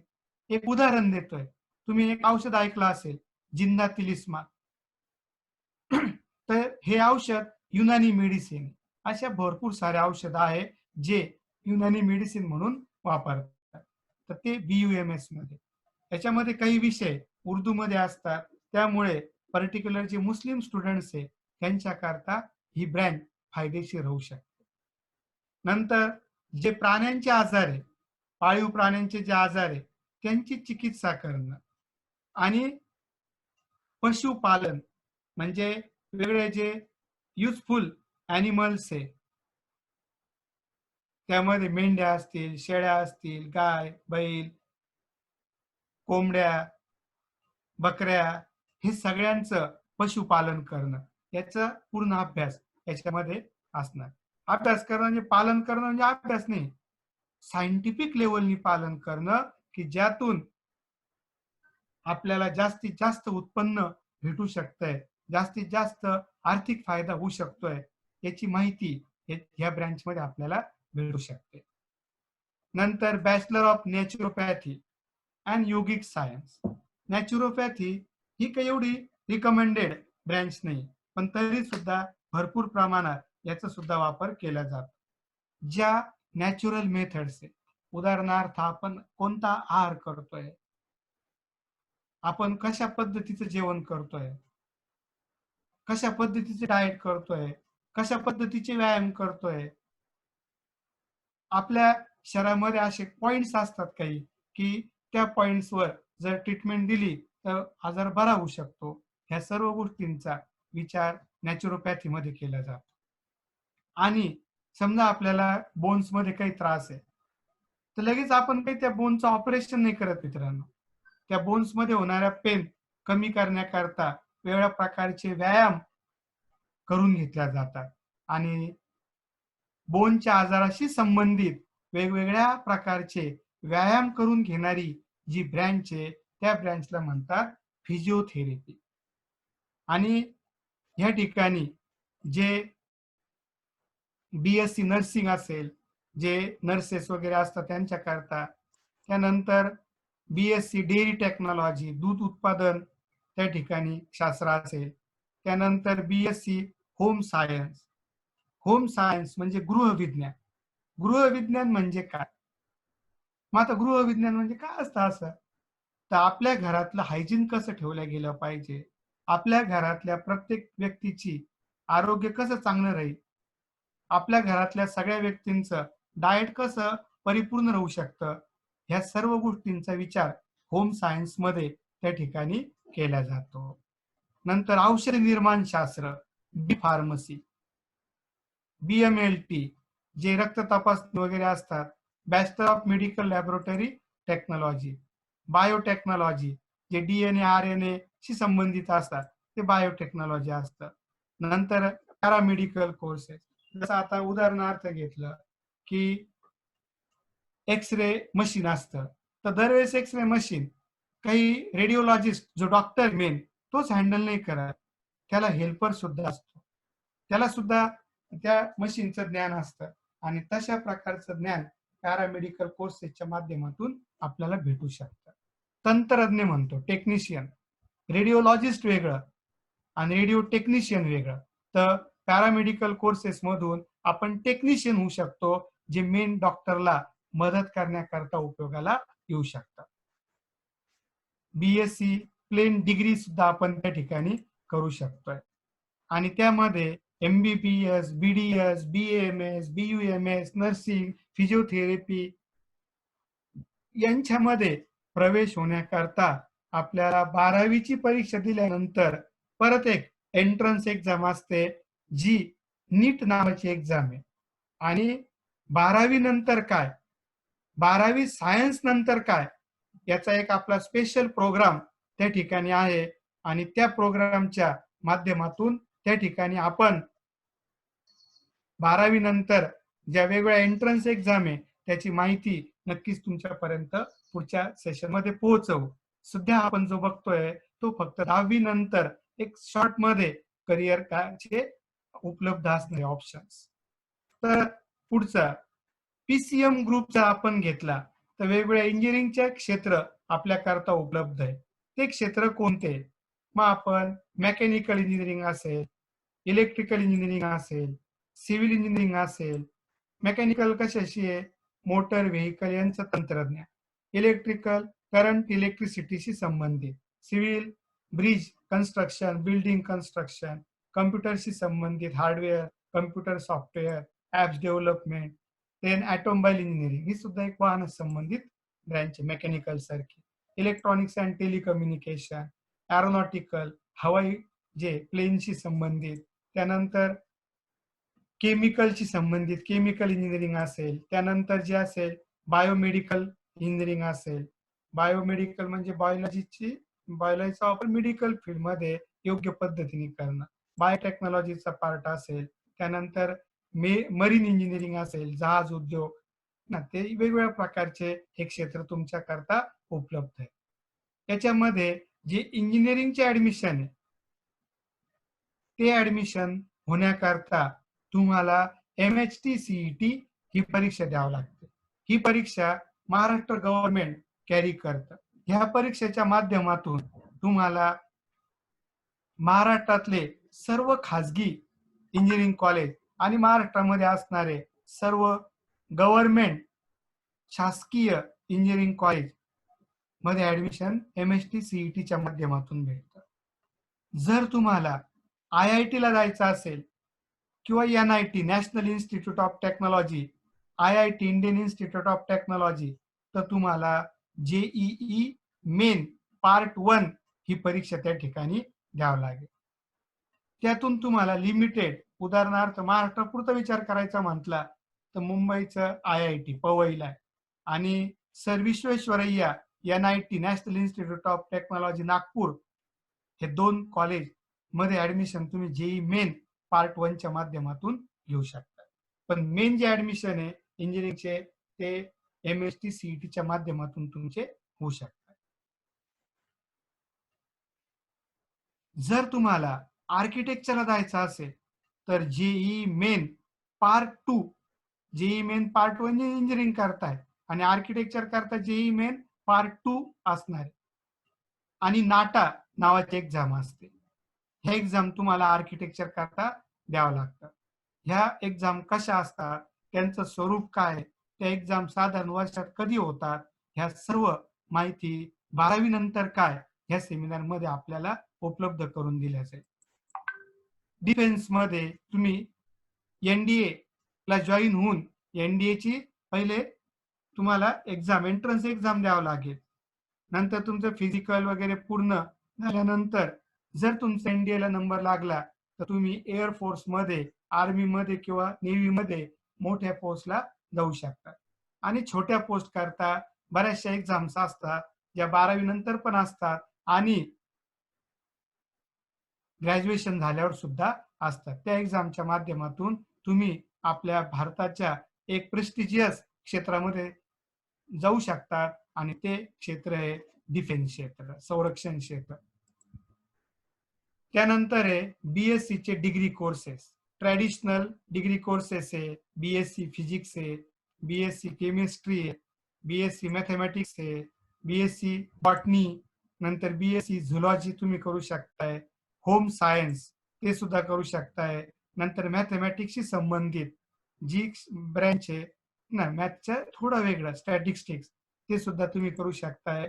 नंतर प्रोफेशनल काही असतात तसं बीएससी ॲग्री तुम्ही करू शकताय, हे बीएससी मायक्रोबायोलॉजी तुम्ही करू शकताय, बीएससी नर्सिंग तुम्ही करू शकताय, बीएससी फॅशन टेक्नॉलॉजीचा पण कोर्स उपलब्ध आहे, BSc forensic science. Forensic science म्हणजे काय? डीएनएचा वापर करून क्रिमिनल ओळखणं, डीएनएचा वापर करून एखाद्या मुलाचे खरे आई वडील ओळखणं, हे असतं फॉरेन्सिक सायन्स. तर त्याच्यामध्ये सुद्धा डिग्री कोर्स तुम्हाला उपलब्ध आहे. नंतर बीएससी मानसशास्त्र सायकोलॉजी मध्ये सुद्धा तुम्ही करू शकता. बीएससी इलेक्ट्रॉनिक्स सुद्धा तुम्हाला उपलब्ध राहू शकते. त्यानंतर आर्ट्स घेतलं तर तुम्हाला कोणते क्षेत्र उपलब्ध आहे?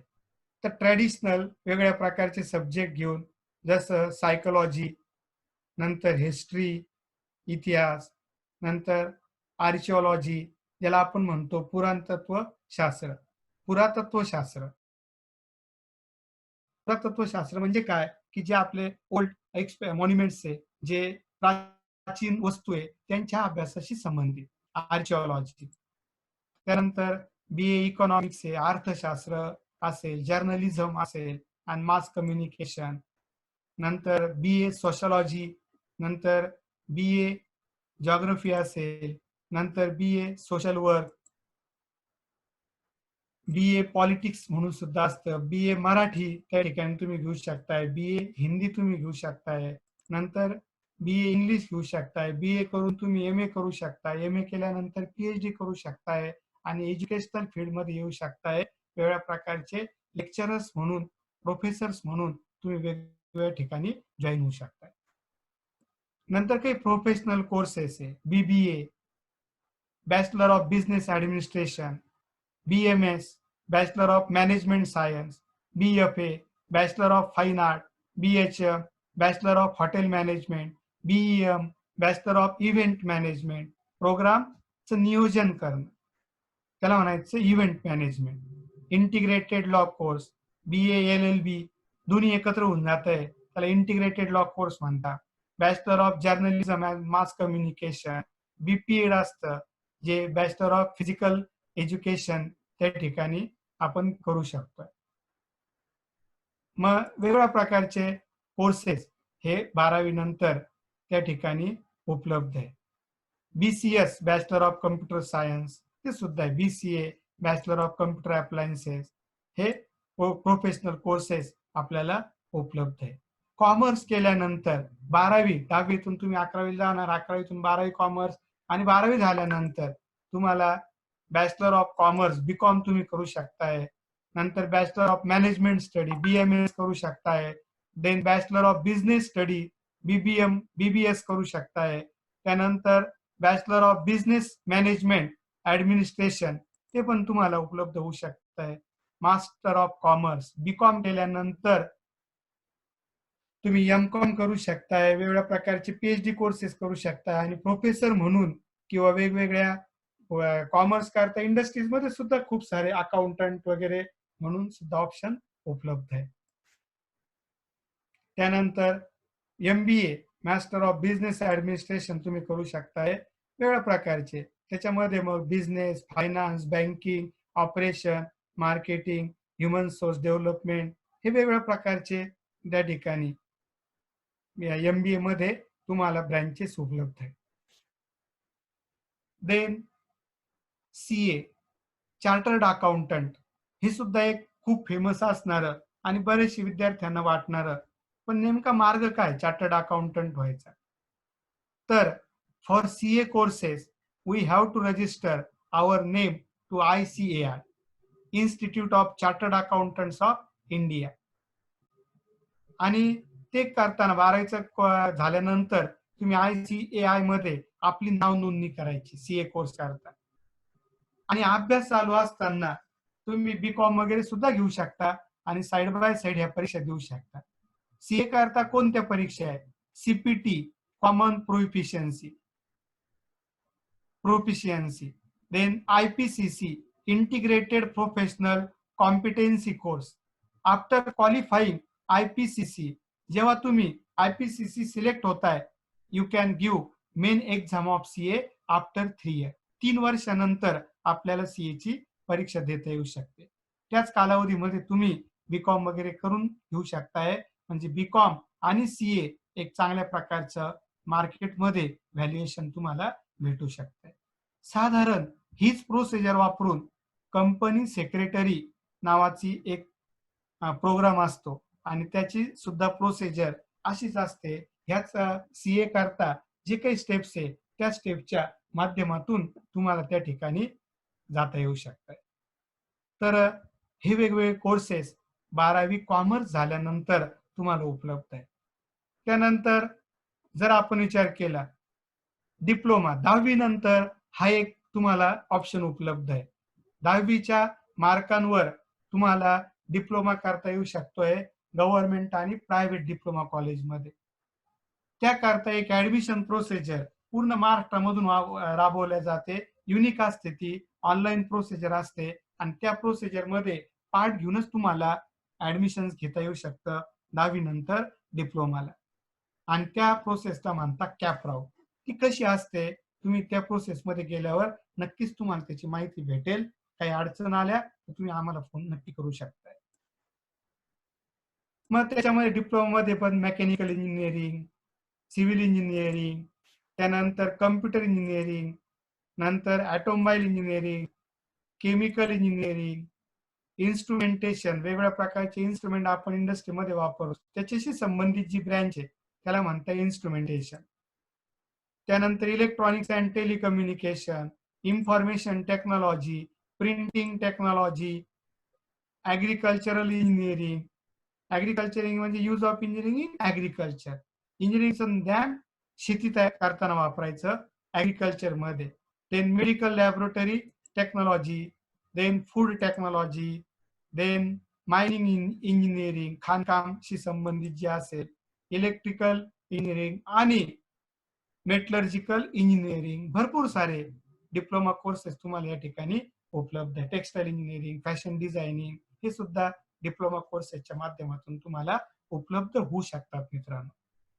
म्हणजे डिप्लोमा कोर्स सुद्धा एक ऑप्शन म्हणून तुम्ही वापरू शकता. पण जर आपल्याला डिग्रीला ऍडमिशन घ्यायचंय तर मग 11वी-12वी करून डिप्लोमा 11वी-12वी करून डिग्रीला ऍडमिशन घेतलं कधीही चांगलं. कारण जेवढं नॉलेज 11वी-12वी करून येतं निश्चितच तेवढं नॉलेज डिप्लोमा करून येत नाही. हा एक कॉमन एक्सपिरियन्स असणार. हा जो आम्हाला आलेला अनुभव आहे विद्यार्थीशी चर्चा करून, तर तो अनुभव मी तुमच्या समोर शेअर केलेला आहे. Then the next is industrial training institute, ITI. जे 10वीला कमी मार्क पडताय, ज्यांच्या घरची परिस्थिती अडचणीची आहे आणि त्यांना पटकन वाटतंय की आपल्याला पटकन जॉब भेटावा आणि आपण पटकन पैसे कमवायला लागावे, तर त्यांच्या करता ITI हे एक चांगल्या प्रकारचं ऑप्शन त्या ठिकाणी होऊ शकतं मित्रांनो. ITI करणं हा एक चांगला मार्ग त्या ठिकाणी तुम्हाला उपलब्ध होऊ शकतोय. मग ITI तर कशा पद्धतीने admissions to ITI courses are done on the basis of SSC percentage both for government and private colleges, and this process is also completed in online manner. म्हणजे 10वीच्या बेसवर तुम्हाला ITI चे गव्हर्नमेंट आणि प्रायव्हेट खासगी college आहे तिथं तुम्हाला प्रवेश भेटू शकतोय ऑनलाईन पद्धतीने 10वीच्या मार्कांच्या बेसवर. मग त्या ठिकाणी भरपूर सारे कोर्सेस आहे. टूल अँड डाय मेकर आहे. टूल अँड डाय मेकर म्हणजे काय की वेगवेगळ्या वस्तू तयार करताना पहिले त्याचं डाय तयार करतात साचा, आणि त्या साच्यामध्ये वितळवलेला मेटल, वितळवलेलं प्लास्टिक टाकून मग वस्तू तयार करतात. त्याला म्हणतात डाय. आणि ते डाय तयार करण्याकरता एक स्पेशल कोर्स आहे ITI मध्ये टूल अँड डाय मेकर. नंतर मेकॅनिकल इंजिनिअरिंगमध्ये वेगवेगळ्या प्रकारचे डिझाइन असतात. एक मेकॅनिकल इंजिनिअर तर ते करू शकतोय, पण त्याला सपोर्ट करण्याकरता जे टेक्निशियन असतात तो असतो ड्राफ्टमन. तो ITI करून ड्राफ्टमन सुद्धा होऊ शकतंय. डिझेल मेकॅनिक, सिव्हिलमध्ये ड्राफ्ट्समन लागतात, pump operator, fitter engineering, motor driving cum mechanic engineering हे कोर्सेस तुम्हाला त्या ठिकाणी उपलब्ध होऊ शकतात. है ना. मग हे कोर्सेस जे ITIचे वेगवेगळे कोर्सेस तुम्हाला या कोर्सेसच्या माध्यमातून जाता येऊ शकतात. देन जे सरकारी नोकरीमध्ये गव्हर्नमेंट सेक्टरमध्ये वर्क करू इच्छित आहे, समाजसेवा करू इच्छित आहे, ज्यांना समाजाची सेवा करण्याची इच्छा आहे, ते ग्रॅज्युएशन झाल्यानंतर MPSC Maharashtra public service commission यांच्या माध्यमातून ज्या एक्झाम्स घेतल्या जातात, त्या एक्झामच्या माध्यमातून वेगवेगळ्या ठिकाणी महाराष्ट्र शासनाच्या ज्या पोस्ट आहे त्या पोस्टला जॉईन होऊ शकतात. मग त्या कोणत्या एक्झाम्स आहे किंवा MPSC ची प्रोसिजर काय आहे? तर candidates those who are eager to apply in Maharashtra public service commission MPSC recruitment examination must have completed their graduation. त्यांनी त्याची डिग्री कंप्लीट केलेली पाहिजे और इक्विव्हॅलंट डिग्री फ्रॉम रिकॉग्नाइज और रजिस्टर्ड युनिव्हर्सिटी. मान्यता प्राप्त युनिव्हर्सिटी मधून त्या ठिकाणी त्याची डिग्री त्याला भेटलेली पाहिजे. स्टेप्स काय? तर पहिली असते प्रिलिमिनरी एक्झाम, जी ऑब्जेक्टिव्ह टाईपची असते आणि ते एक्झाम पास झाल्यानंतर पुढची स्टेप असते मेन एक्झाम. आणि दोन्ही एक्झाम पास झालं तर मग पर्सनॅलिटी इंटरव्ह्यू टेस्ट. म्हणजे 3 स्टेपच्या माध्यमातून आपलं सिलेक्शन त्या ठिकाणी केलं जातं. आता MPSC मध्ये कोणत्या कोणत्या एक्झाम होऊ शकतात? मग state service exam, forest service exam, agricultural service exam त्या ठिकाणी राहू शकतात. मग MPSC मधून तुम्हाला कोणत्या पोस्ट भेटू शकतात? तर भरपूर साऱ्या क्लास 1 ज्याला आपण म्हणतो वर्ग 1 च्या पोस्ट म्हणू शकतोय. तर त्या क्लास 1 सर्व्हिसेस तुम्ही MPSCच्या एक्झामच्या माध्यमातून कलेक्टर नाही होऊ शकत मित्रांनो. कलेक्टर करता UPSC एक्झाम लागते, पण डेप्युटी कलेक्टर होऊ शकतात, उपजिल्हाधिकारी होऊ शकतात, deputy superintendent of police DYSP होऊ शकतात, तहसीलदार होऊ शकतात, assistant commissioner sale tax department ते सुद्धा होऊ शकतात, deputy register cooperative society, deputy chief executive officer सुद्धा होऊ शकतात. Then superintendent state excise department मध्ये सुद्धा तुम्ही जॉब करू शकता किंवा क्लास 1 ची पोस्ट मिळू शकता. BDO पंचायत समितीमध्ये BDO असतो, ब्लॉक डेव्हलपमेंट ऑफिसर, ते सुद्धा तुम्हाला क्लास 1 ची पोस्ट MPSCच्या एक्झाम मधून भेटू शकते. त्यानंतर finance and audit and account service मध्ये सुद्धा पोस्ट असतात. नंतर CO नगरपालिका मध्ये CO नावाची पोस्ट असते, ज्याला म्हणतात चीफ ऑफिसर, ती सुद्धा क्लास 1 ची पोस्ट तुम्हाला MPSCच्या एक्झामच्या माध्यमातून भेटू शकते. आता काही क्लास 2 च्या सुद्धा पोस्ट त्या ठिकाणी असतात. मग BDO क्लास 2 मध्ये सुद्धा हे येतात.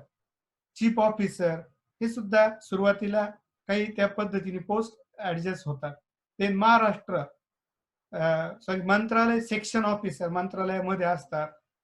Then sub registrar cooperative society, taluka inspector of land record, deputy superintendent state excise department, finance audit, म्हणजे जशा क्लास 1 मध्ये पोस्ट आहे तशाच प्रकारचे नायब तहसीलदार वगैरे क्लास 2 मध्ये सुद्धा त्या टाईपच्या पोस्ट तुम्हाला उपलब्ध होऊ शकतात.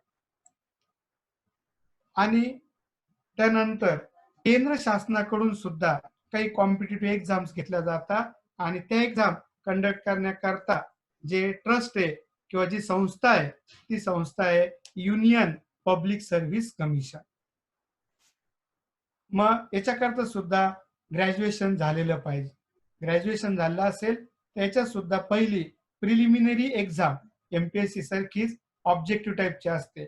मेन्स एक्झाम रिटन असते, सब्जेक्टिव्ह म्हणतो आपण त्याला, आणि पर्सनॅलिटी इंटरव्ह्यू टेस्ट असते. या 3 स्टेप खूप अवघड असतात आणि या 3 स्टेप मधून जर आपण गेलं नक्कीच आपण एक प्रेस्टिजियस आणि खूप अधिकार क्षेत्र असणाऱ्या सेक्टरमध्ये प्रवेश मिळवू शकतोय. गव्हर्नमेंट सेक्टरमध्ये आपण चांगल्या प्रकारे योगदान देऊ शकतोय आणि समाजाची सेवा करू शकतोय. यूपीएससी एक्झामच्या माध्यमातून आपल्याला कोणत्या त्या ठिकाणी सर्व्हिसेस भेटू शकतात. तर IAS Indian administration service, IPS Indian police services,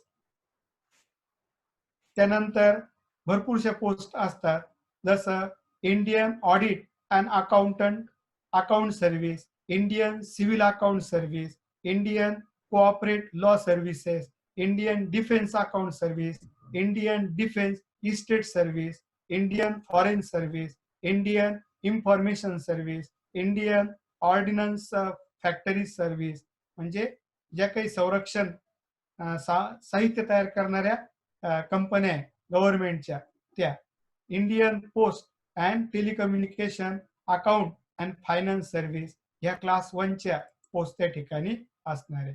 अजून कोणत्या? Indian postal service, Indian railway account, Indian railway personal service, आणि ह्या ज्या वेगळ्या एक्झाम्स आहे ह्या तुम्ही यूपीएससीच्या माध्यमातून मिळवू शकता. जसं तुम्ही त्या क्षेत्रामध्ये जाताल तुम्हाला वेगवेगळ्या एक्झाम बद्दल निश्चित जास्त नॉलेज येऊ शकेल.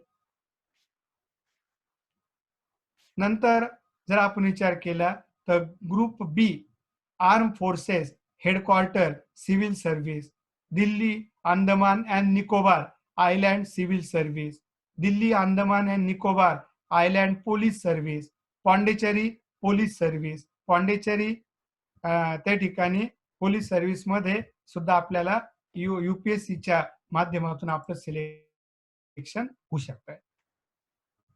तर हे सर्व माहिती मी तुमच्या समोर घेऊन आलेलो आहे आणि ह्या सर्व माहितीतून तुम्हाला तुमचं भविष्य घडवताना त्या ठिकाणी निश्चित फायदा होईल अशी अपेक्षा मी करतोय. आणि तुमचं उज्ज्वल भविष्याकरता यश क्लासेस कोपरगाव, वैजापूर व येवला तसेच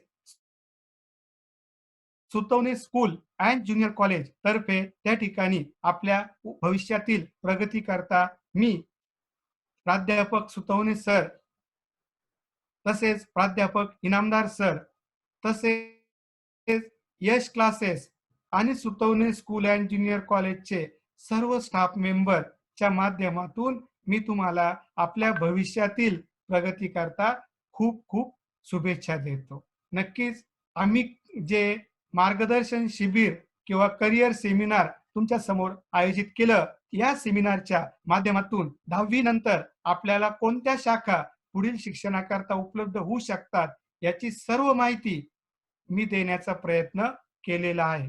भविष्याचे निर्णय घेताना नक्कीच या माहितीचा आपल्याला उपयोग होईल अशी अपेक्षा करतो व सर्वांचे आभार व्यक्त करतो. धन्यवाद. थँक्यू.